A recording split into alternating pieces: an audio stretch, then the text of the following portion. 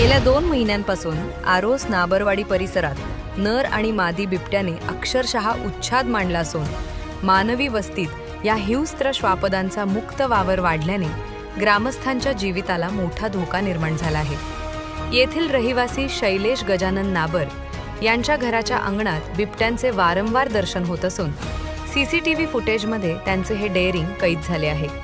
हे बिबट्यांचे जोडपे शिकारीच्या शोधात वारंवार नाबरवाडीत शिरकाव करत आहे। मात्र शैलेश नाबर यांचा भीमा हा श्वान आणि इतर पाळीव कुत्र्यांच्या सतर्कतेमुळे बिबट्याला अद्याप शिकार करता आलेली नाही।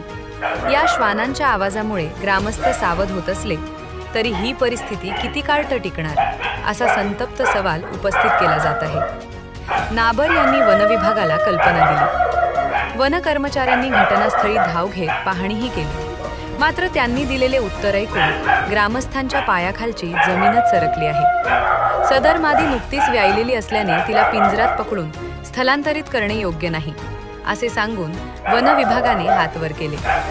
बेसुमार जंगलतोडीमुळे वन्य प्राणी मानवी वस्तीत घुसत आहेत।